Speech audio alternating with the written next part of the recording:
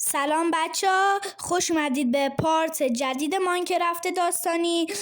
ما اومدیم سراغ یه ماینکرافت جدید، چون که به دلیل هنگ گوشی ماینکرافت ما پاک شد و دیگه اون پارت جدید یه پارت جدید یه پارت جدید رو شروع کردیم.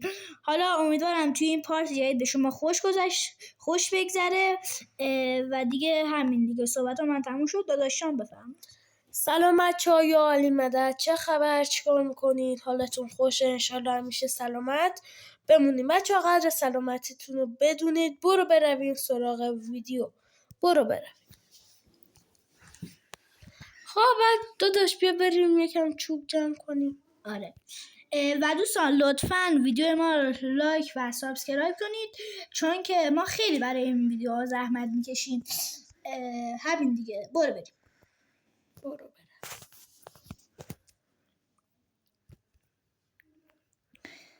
داداش جان، این چوبا رو من به اسلب تبدیل کنم یا نه؟ تبدیل کن. باش. خب بچه‌ها ما دیگه در حال چوب کندنیم و اینها. من چوبم رو درست کردم. الان بریم اینا رو به وسایل جنگی و تبر و اینجور چیزا تبدیل کنیم و دیگه کار در بیاریم. برو برویم. داداش جان. تو چرا من هرچی میگم تو هم تکرار میکنی؟ نمیدونم به خودم. این چرا واقعا الان اینجوریه؟ این چه وضعشه؟ خب دوستان، ما برای که بتونیم ویدیو رو چیز کنیم، خوب کنیم ویدیو رو و بتونیم که خنده به لب شما بیاریم، ویدیو رو کوتاه میسازیم که براتون کانتنت بشه و کلی خنده به لبتون بیاد. برای همین ما ویدیو رو کوتاه میذاریم. خب داداش شما چند تا چوب جمع کردین؟ داداش من 7 تا الان چوب دارم.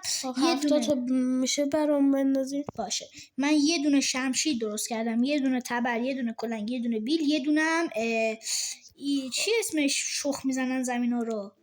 شخصن. همون شخصن. تخم. نه همون شخصن بچه‌ها. دیگه وارد مسئله به خاطر دلیل یوتیوب نمیتونیم چیزایی که شما فکر میکنین رو الان بگیم، به خاطر همین دیگه ببخشید. خب داداش داداش تو اینجا بسازیم خونه. کجا؟ جای سنگا؟ آره. باش. اول بیا یه راه پیدا کنیم که بریم بالا. اینجا راه پیدا کردم. راه داداش. قار. داداش. بله. هیچی. خب حالا. خب اعصاب من لا اله الا الله. وای اعصاب تو رو چی؟ دوستان ببخشید، من یکم اعصابم خورده.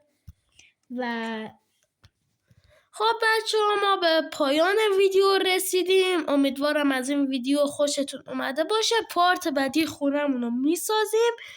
برو برویم به پارت بعدی ویدیو.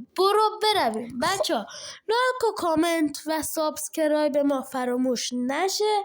خنده به لبتون اومده باشه امیدوارم. و بچه‌ها قدر سلامتیتون رو بدونید. یا علی مدد.